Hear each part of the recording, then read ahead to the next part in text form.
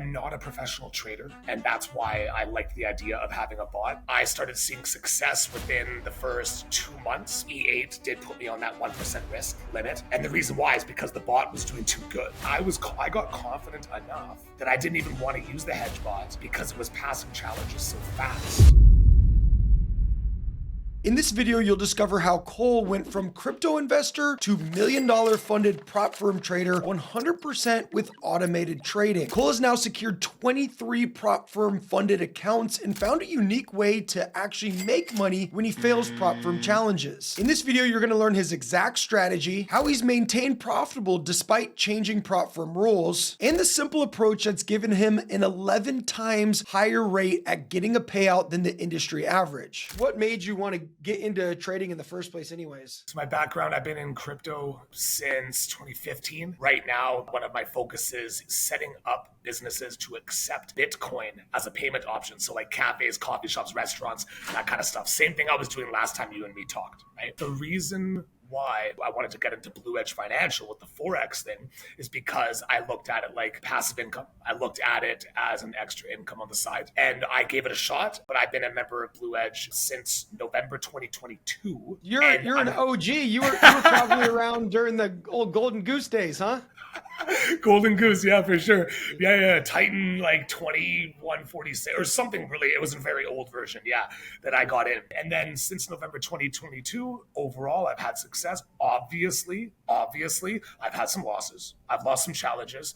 Anyone that thinks this should be a perfect solution, it just doesn't make sense, right? Because if it's a perfect solution, you and me both added would be billionaires or multi-billionaires, right? So nothing's perfect, but overall, it's a very good return on investment. And that's why I like it, and that's why it's been working good for me. So take me back before you discovered us. Had you done anything trading related previously, or just kind of investing into crypto? Right. So I am not a professional trader. I'm a position trader. So for the viewers that don't know what that means, that's just basically me buying and selling larger positions over the course of a year or 2 years or 6 months. So not a day trader, not a professional trader. I don't know I'm just not a professional analyst. And that's why I like the idea of having a bot. But overall, from 2015 to now, I position trade, and I'm not a professional trader. How did you first come across us, and what were you skeptical about when you first saw us? So I already had you on my radar in general, in my YouTube subscribers. And then you had this opportunity come up. And the reason why I didn't dive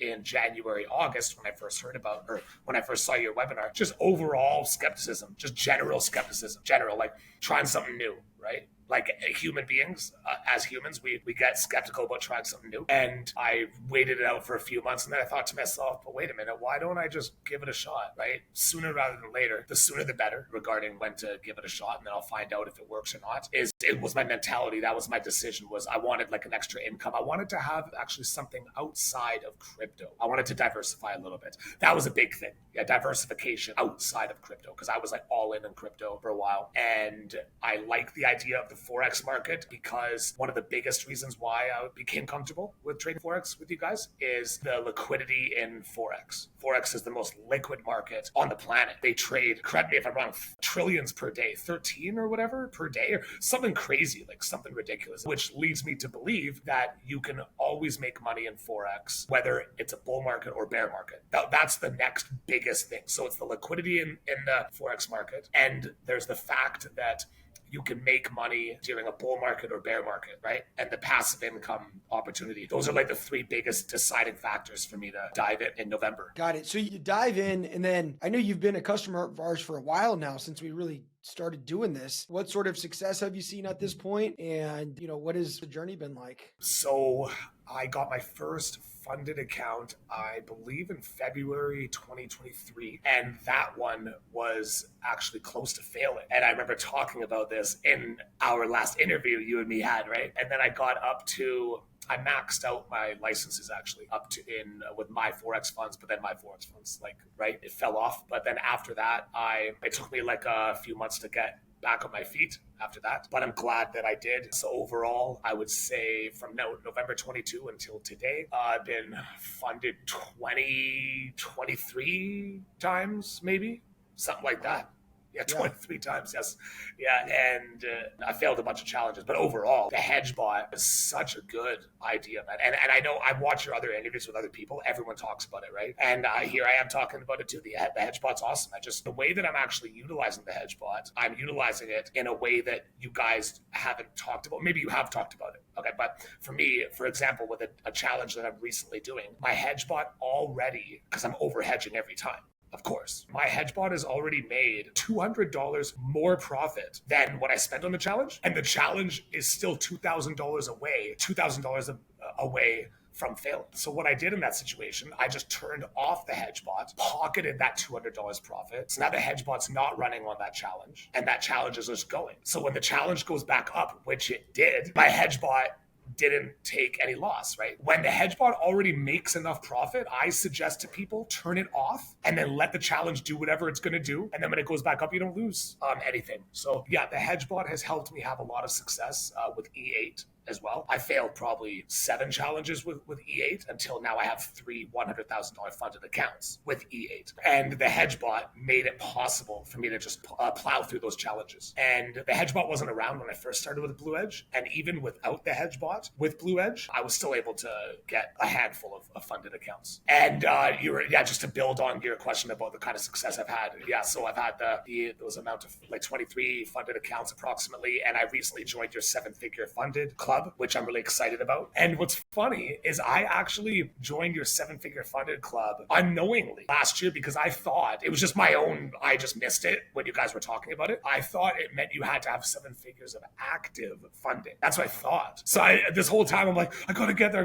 But it just means overall the amount of funding you've got is what it means, is what I found out. As soon as I found that out, I'm like, oh, okay, well, I actually joined the 7-figure funded club in maybe even early 2024. And I've had payouts as well. I've had payouts, a bunch of payouts from a lot of the prop firms. It's rare that I get into a situation where they just change the rules behind our back and deny a payout. That's rare for me specifically. I'm only sharing my own experience. E8 did put me on that 1% risk limit. And the reason why is because the bot was doing too good. So I want the viewers to know that if you get put on the risk limit, it's because the bot is too good. When you have the settings adjusted properly, it's not guaranteed to always do really well, but I found like a sweet spot. And I was just like, I made a very, very customized strategy. Like I took one from the leaderboard, and now that same strategy is not even on the leaderboard right now, but I customized it so much that it's doing really well. It was doing too good, right? So message to the viewers, don't set your risk or don't let the bot make you like 6% in a day. You have to tone it down to maybe like you were saying in your video recently, Adam, you were saying like 3 to 4%, right? Something like that. You said something along those lines, which makes sense because then you fly under their radar. I was talking to someone else in the Discord and he had like 25K in pending payouts from a prop firm. And then that flagged him for the 1% risk level. But even with that 1% risk limit with E8, I set my settings so it does the 1,000 EP, right? And the 3 to 4% TP, take profit. And it still sometimes makes that profit. So even with the 1% risk limit, you can still make some money, but it is harder, right? It's preferred to not have the risk limit. I also have the risk limit on fivers as well, but yeah. It's kind of a constant game, right? Prop firms, the industry is still finding its footing and changing and adapting and all that sort of stuff. So that's kind of part of the game we have to play as prop farmers, is to try to play within their hard rules and their soft rules, I say, because, they kind of have these unspoken rules about what is considered one-side betting or gambling. Something I noticed, you're just always constantly like improving. It's like to be a really successful business, you have to be that way, right? And that's awesome. Like you guys are just always like making everything better. Always trying to implement like new things, or are implementing new things and just making things better. And it's like what you said, it's a constant game, never ending. Sometimes they change their rules. Even legitimate prop firms will change the rules, or they'll add in these rules. And we're adapting. And we've made, or I shouldn't say you, Blue Edge has made your settings so randomized. It's awesome. Lot randomizer. Like it's just so random that you and me are so confident in how randomizing the strategies are that if a prop firm tells us we're copy trading, like it's it's hard for us to believe them, right? As long as we can prove that we had our randomizing settings. Yeah, the idea is like we do want to play within prop firm rules. We want everybody to be trading totally unique strategies, and that's kind of what we've been able to accomplish with some of these features. They say that they don't want to take on so much risk of all these traders trading the same strategy, which I understand their business model and whatnot. And our customers, they do. Everyone has a completely unique strategy. Nobody's really in the same trades or anything like that. And we have different assets that people can trade now too. I don't know if you saw that, but there's going to be a bunch of different assets that are tradable as well. But yeah, appreciate you saying that, because you're an OG. You've been here since the Golden Goose days, so you've probably seen it firsthand. It's really been like, we call it like hive mind in our marketing or whatever, but it really is. It's like a bunch of all of us working together. We get most of our ideas from you guys as customers, and we just take it and implement it and try to improve for everybody. Yeah, and something that I remember you saying in a video a while ago, might have even been like over a year ago actually, and you were talking about how prop firms, they don't only make money when we lose, but they also benefit when they sometimes copy trade the winning accounts and the accounts, and they sometimes do that. And that gave me more confidence actually in the prop firm industry, because if I thought that they were only making money when people lost, but it makes sense that they would copy trade the really good accounts and then they would benefit themselves, because they're smart enough, that the good prop firms are smart enough to think about, hey, if this guy's winning all the time, why don't we copy trade him on the live? So that, just so you know, like I will never forget you saying that over a year ago. Prop firms will have to learn how to do that more and more effectively. The really profitable traders are this huge, liability on their balance sheet. When they could, people are actually good traders. And granted, the percentage of people that they actually copy trade, I would imagine is very, very small, right? But still, they could turn profitable traders, which are liabilities, into assets. The failure rate is like 94%, right? So that's why it's worth it for them, right? That's why it's worth it. Some people ask me, oh, why do they do that? Why do they do that? Sounds too good to be true. I'm like, no, the failure rate's 94%. So that's why they do it. Yeah.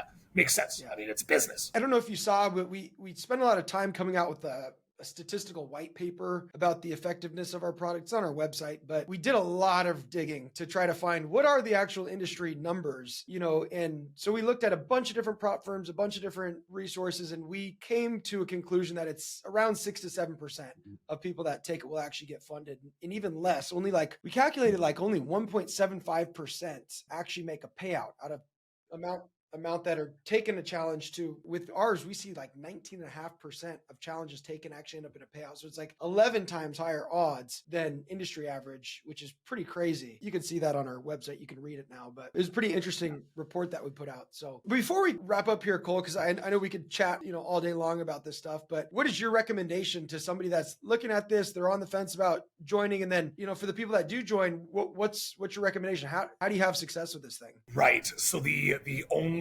holdback for some people would be that you need a certain amount of money up front, which you have covered in multiple videos that you guys post about this. You need to pay for the subscription, then you got to pay for the funded accounts and the small monthly payments of the VPS, $12 a month, and then a copier of $10 a month kind of thing, right? If people have the upfront capital, the greatest thing about this business is that it literally does exactly what you say it will do. And Blue Edge, you are so confident in it working that you're willing to give people $1,000 on top of their refund as a sorry for wasting your time, right? If I remember seeing that, right? Yeah. So the fact that you're that confident, and here I am right now amongst a lot of other testimonials saying that the system works, I think it's a no-brainer for a lot of people to use this. I would just say make sure you have the upfront capital and don't expect to get funded on your first try, right? Overhedge every time. And actually on that topic of overhedging every time, I'm guilty of not doing that. So do as I say, not as I do.